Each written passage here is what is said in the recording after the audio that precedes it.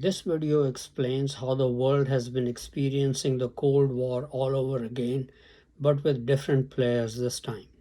Hello friends, this is Unmasked Truth with Harmanjit Saini, where I provide unique analysis of world events based on the unmasked truth that after surrender, Germany continued World War II clandestinely and became a killing machine. I also provide true news that you will find nowhere else. The Cold War was a geopolitical rivalry between two dominant systems that had emerged victorious at the end of World War II in 1945. The democratic and liberal West, headed by the United States on one side, and the communist East, headed by the Soviet Union.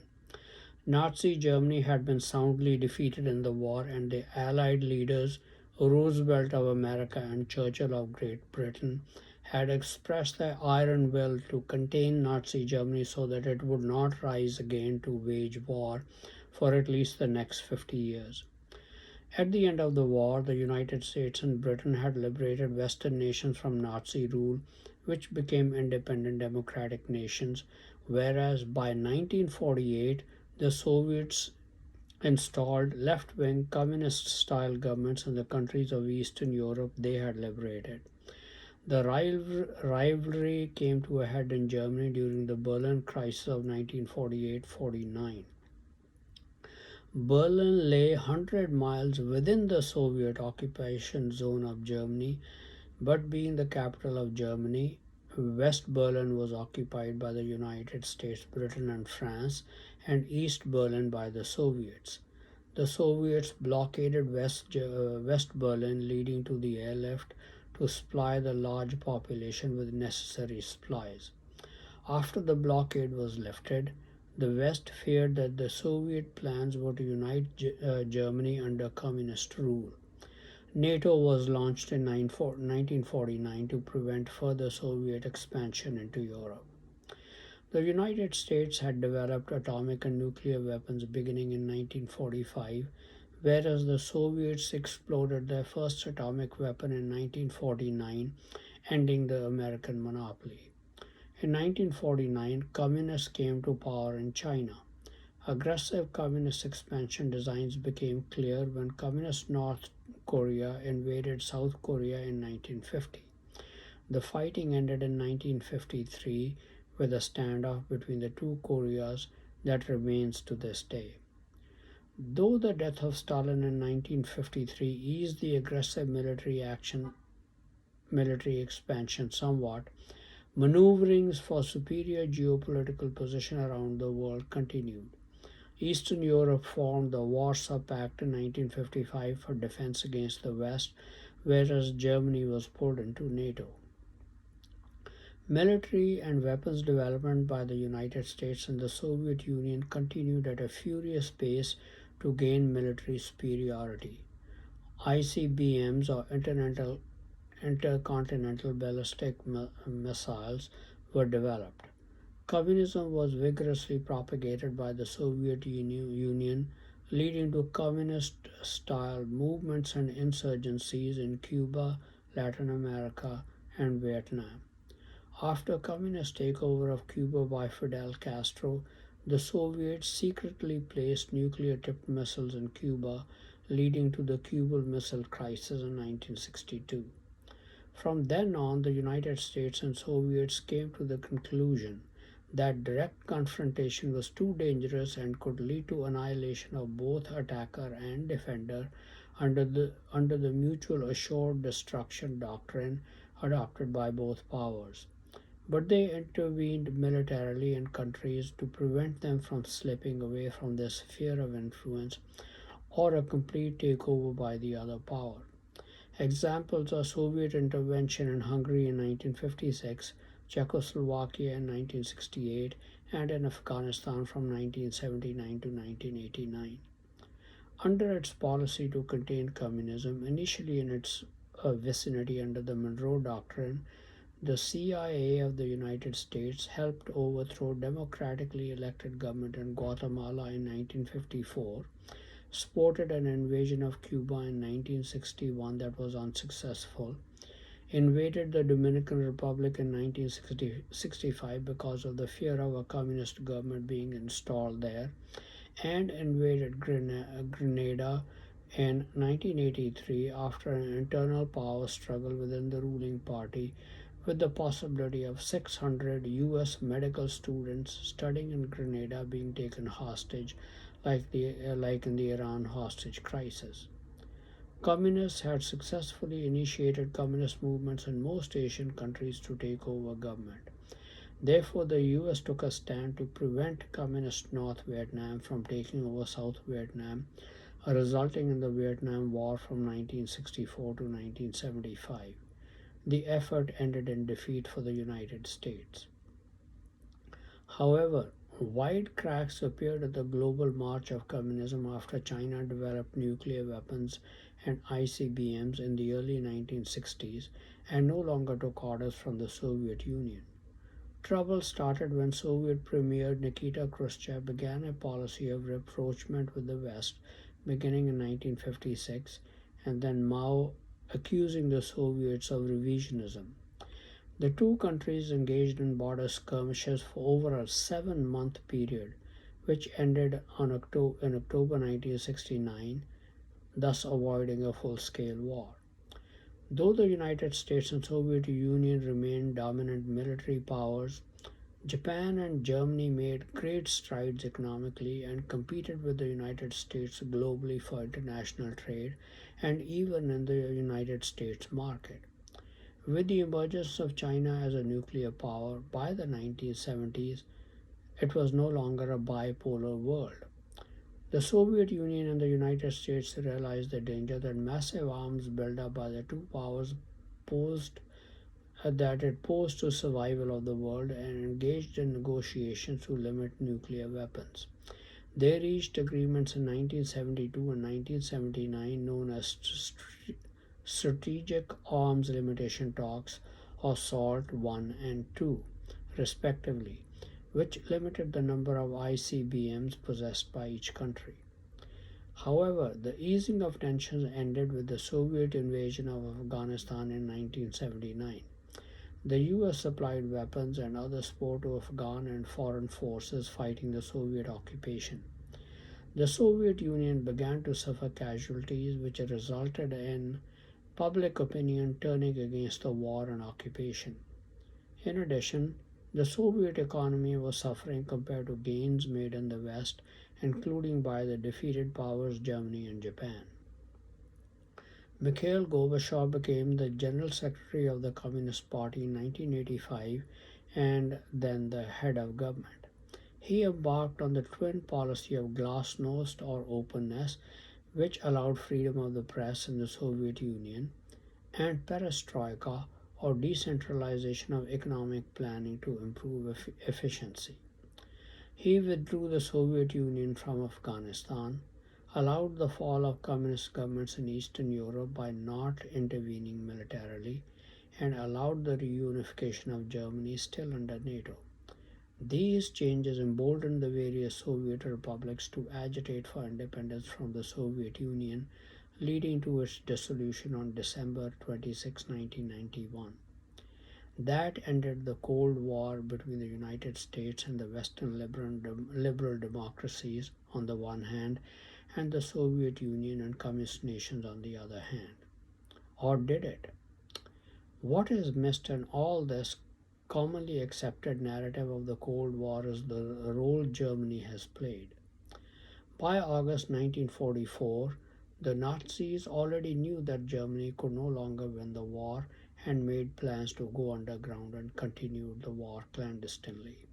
They already had contacts in the United States during the war because of joint patents owned by American and German companies. 2 years after the end of the war, the USA allowed the German government to handle the process of denazification of Germany. Soon the Nazis were back in power, embedded as technical advisors in major German corporations. They also had the help of German masqueraders, which are people of German descent, living in all white countries of Europe, North America, and some even in Latin America. After the war, Germany sought to speed up its economic development by its by its corporations spreading out across the globe, seeking business opportunities. Nazis working as technical advisors in these corporations also fanned out across the globe, making alliances to increase German influence. Since the Allies occupied Germany, these alliances had to be built clandestinely. In this endeavor, the Nazis received help, massive help from masqueraders in the United States. They gave away the best USA technology to German firms and imported and bought German made products in abundance, boosting Germany's economy. What most don't know is that China did not indigenously develop its nuclear weapons and ICBM technology. German masqueraders shared the best US technology with German scientists who then developed German nuclear weapons and ICBMs in China. It also cemented Germany's relationship with China. China's breakup with the Soviet Union occurred only after 1964 when Germany and China had developed the weapons and the breakup occurred at the urging of Germany. That was a twist in the Cold War most don't understand.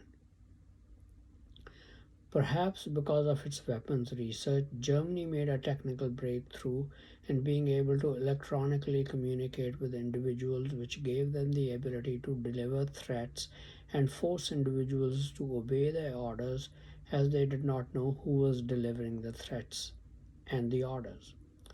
German masqueraders first assassinated President John F. Kennedy and then his brother, presidential candidate Robert Kennedy, to demonstrate their ability to carry out their threats.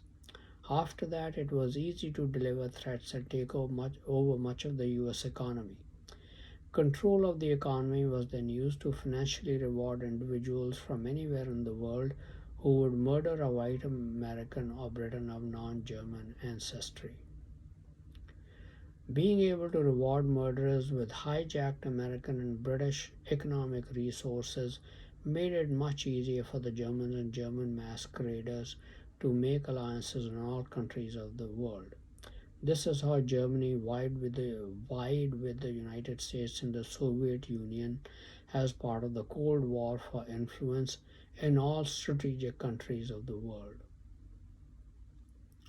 What most people don't also understand is that Mikhail Gorbachev, was a German masquerader. He deliberately broke up the Soviet Union and facilitated the reunification of Germany. Now, Germany did not restrict itself to only gaining influence as part of the Cold War. It inveigled the dictators it supported to actually fight brutal wars to either destroy their own people because they had fought Germany during the two world wars as part of the British colonial armies, or did not support the German armies when they were in their countries. Or they used the dictators to destroy all opponents so that Germany would maintain influence in the country. In this way, Germany bears responsibility for tens of millions dead in wars since 1945. This strategy was used to prop up Saddam Hussein, Idi Amin, and Muammar Gaddafi so that they would destroy their own people. Yasser Arafat was supported to use him to punish the Jews who were hunting Nazis all over the world. Germany realized that they had lost both world wars because the Allies had superiority in numbers. Germany had already developed a deep alliance with China because of the jointly owned stockpile of nuclear weapons. Sheer size of the population made India and the Indian subcontinent very important for Germany to gain as an ally. Because with China and India allied with Germany, the Germans were making sure that in the next World War numbers would be in their favor. In addition, India had contributed large number of soldiers to the British Indian Army who fought the Germans during both world wars, Sikhs and Punjabis in particular. Germany wanted to destroy as many of the Sikhs and Punjabis as possible. For this purpose, Germany made alliances with Indian businessmen and used them to suppress the Sikhs and Punjabis in India. To punish them, Germany needed to inveigle some people to involve the Sikhs and Punjabis in both India and Pakistan in wars. Germans decided to use the Pashtuns, known as Pathans in India, for that purpose. Pashtuns live in Pakistan and Afghanistan. Germany helped Pashtuns to gain power in Pakistan. They were then used to wage war with India in attempts to conquer Kashmir and annex it to Pakistan, take over as much territory in Punjab as possible, and commit genocide on Punjabi Hindus and Sikhs. During these wars, many Punjabis in Pakistan would also lose their lives. First, General Ayub Khan and then General Yahya Khan, both Pashtuns, were used to fight the 1965 and 1971 wars with India. Now, Imran Khan, also a Pashtun, is the Prime Minister of Pakistan. Though the Germans have had an alliance with the Pashtuns since the early 1960s, its alliance has come to light recently, perhaps only 3 to 5 years ago. Thus, the Cold War did not end in 1991 with the dissolution of the Soviet Union. It was continued uninterrupted by a third, though at that time unknown player, Germany. Existence of German masqueraders and their activities in America, British Commonwealth nations, and other countries of Europe were fully discovered in 2000 and 2001. Slowly, their global activities also began to come to light. The Cold War style activities in the Indian subcontinent were fully uncovered only 3 to 5 years ago. Here then are Germany's Cold War style activities in the Indian subcontinent. For the past 3 years, after Germany and China decided to instigate a Third World War, they have continued to consolidate their influence in the Indian subcontinent. Germany's alliance in India began in the early 1960s, mainly with business leaders. Most of the business leaders initially were the Rajputs of Rajasthan state, Baniyas from Rajasthan state, who live mainly in North Indian states, and the Parsis of Mumbai. Then, because Gandhi supported the German war effort during the Second World War, they made an alliance with Gujaratis. Gandhi and Prime Minister Modi of India are both Gujaratis. The Bengali Subhash Chandra Bose also supported the German war effort by forming a rebel army to fight the British. Therefore, the Germans included Bengalis as alliance partners. South Indians from the states of Karnataka, Kerala, Tamil Nadu, Andhra, and Telangana also owned businesses. Therefore, Germans included them in their alliance. The fact that the Germans targeted Sikhs became known to the US only in the past 7 to 10 years. Therefore, the Sikhs became the natural ally partners of America.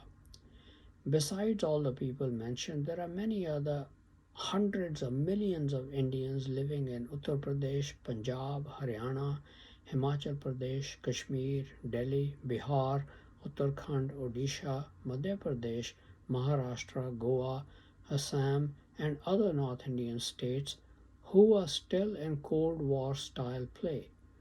Both Germany's India alliance partners and the United States are vying to include them as part of their alliance. Thus, Cold War is still going strong in the Indian subcontinent. In this game, Sri Lanka, Nepal, and Bangladesh are also in play. Nepal's example illustrates the machination going on there. In September 2015, Nepal adopted a new constitution which was not pleasing to India and led to violence. So India blockaded Nepal, a landlocked country, and did not allow petroleum and fuel products to pass through to Nepal, which is heavily dependent on India for its fuel supplies. This led to severe shortages, and Nepal thereafter sought to strengthen its ties with China instead. The truth is that Modi of India had a nefarious agenda in the blockade. This purpose was to make Nepal dependent on China so that in the Third World War, it would be allied with China and Germany and not with the Indians allied with the United States. For this purpose, the United States had to talk to authorities in Nepal and tell them what Modi's nefarious agenda was, and and not to make an alliance with China. Same kind of Cold War style activities are going on in the rest of the Indian states not committed to the Germans, as well as in Bangladesh and Sri Lanka. I am certain the United States is trying to wean away some Pakistanis from an alliance with the Chinese and Germans, with whom their ties go deep. It is not an easy task for the United States to accomplish this, but Cold War style attempts are being made in Pakistan. Now, assassination of General Bipin Rawat, India's top general, on December 8, 2021 in a helicopter crash must be viewed in this Cold War context. The United States is trying to send a signal to Indians not allied with the Germans and not only the Sikhs that the United States is a reliable partner capable of defending them in the event of a war, because all of India's nuclear and ICBM arsenal is under the control of Indians allied with the Germans and Chinese, because the Germans and the Chinese have provided them the technology to build these weapons. So the Cold War did not end in 1991. It is still alive and well and is being prosecuted with the utmost vigor around the world. The protagonists in this Cold War are the United States, pitted against an alliance of Germany, China, Modi's India, many Muslim nations including Iran, the Pashtuns of Pakistan and Afghanistan. Thank you very much for watching this video. Please continue to watch my videos and read my articles on important world events, World War III watch, politics, international business, advice on health and medical problems, and much more for in-depth and insightful analysis. Please also subscribe to my YouTube and Facebook channels Unmasked Truth with Harmanjit Saini to view and get information on the latest videos. Some people do not have the time to go through the full length of videos. They find it more convenient to read the text of the video. Unfortunately, YouTube does not provide the capability to make the text of my videos available on YouTube. But fortunately, Facebook does provide that capability. So I make the text of my videos available on my Facebook channel, which you can then easily copy.